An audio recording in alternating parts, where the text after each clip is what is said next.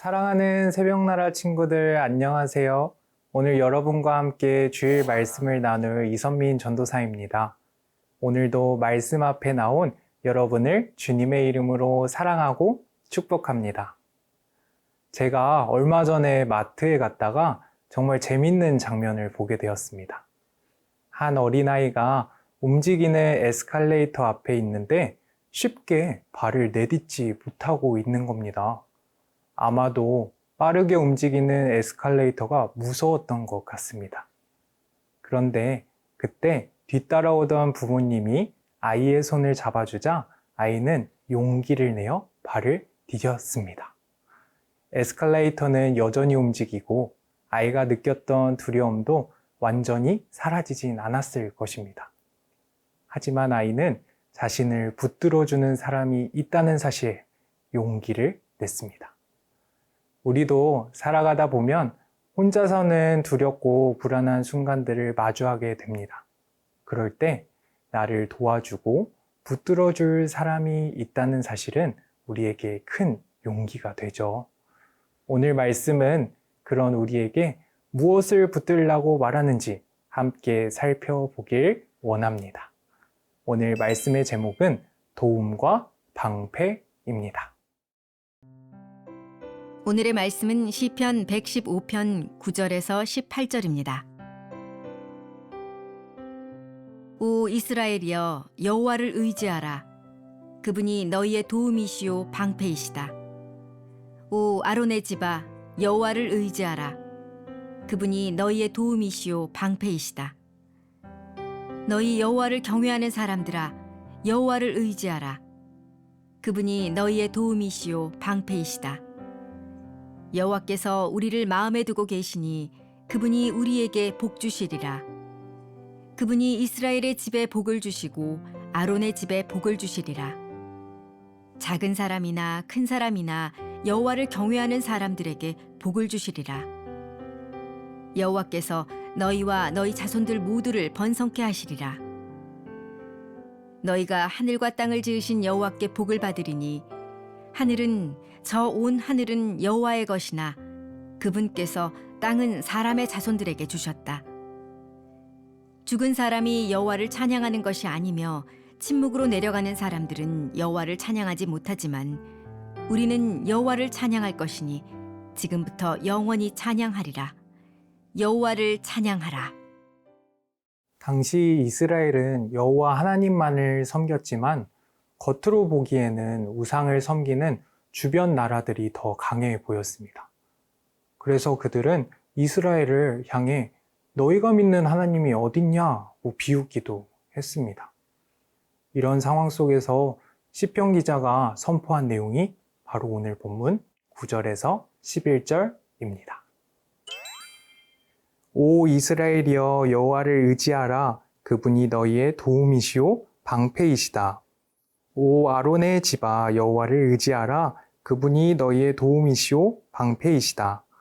너희 여호와를 경외하는 사람들아 여호와를 의지하라. 그분이 너희의 도움이시오 방패이시다. 아멘. 이 말씀은 이스라엘 백성에게만 주어진 말씀이 아니었습니다. 아론의 집, 곧 예배를 섬기는 제사장들과 하나님을 경외하는 모든 사람들에게도 주어졌습니다. 다시 말해 하나님을 의지하는 일은 모든 하나님의 백성들이 해야 하는 일이라는 것입니다. 이스라엘 백성들은 주변 나라들의 조롱과 눈앞의 현실을 보며 불안했을 것입니다. 하지만 시편 기자는 귀에 들리는 조롱과 눈에 보이는 힘에 마음을 빼앗기지 말라고 말합니다. 이방인들이 섬기는 우상은 말하거나 보거나 듣지 못합니다. 그러나 우리가 믿는 하나님은 살아계셔서 우리의 기도를 들으시고 우리의 삶을 지켜주신다는 것입니다. 우리도 때로는 눈에 보이는 성적, 관계, 능력이 우리를 지켜줄 것처럼 생각합니다. 물론 그것들도 중요합니다.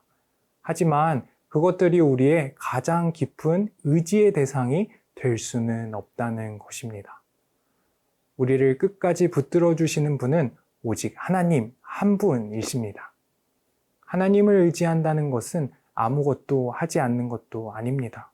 최선을 다하되 내가 할 수 없는 일까지 붙들고 불안해하지 않는 것입니다. 하나님이 나의 도움과 방패가 되심을 믿고 그분께 맡기는 것입니다. 오늘 하루 내가 붙들고 있는 것은 무엇인지 돌아보고 하나님만을 의지하는 우리가 되기를 소망합니다.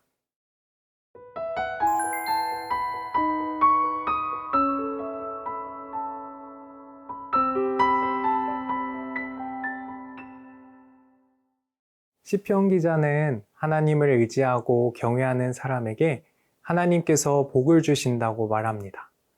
그런데 여기서 말하는 복은 단순히 모든 것이 내 뜻대로 풀리는 것을 뜻하지 않습니다. 이 복은 바로 하나님이 우리를 기억하시고 우리의 도움과 방패가 되어주시는 것을 말합니다. 그리고 그 은혜가 나에게서 끝나지 않고 우리의 공동체와 다음 세대까지 이어지는 것을 알려줍니다. 힘든 하루를 보내고 있을 때 누군가가 저번에 그 일 어떻게 됐어? 라고 물어봐주면 큰 위로가 됩니다. 내 상황을 기억해주고 함께 기도해주는 사람이 있다는 것만으로도 큰 힘이 되죠. 그런데 하나님이 주시는 복은 그보다 더 깊습니다. 하나님은 우리를 기억하시고 우리의 도움과 방패가 되어주십니다. 그렇다면 그 복을 받은 우리는 어떻게 반응해야 할까요?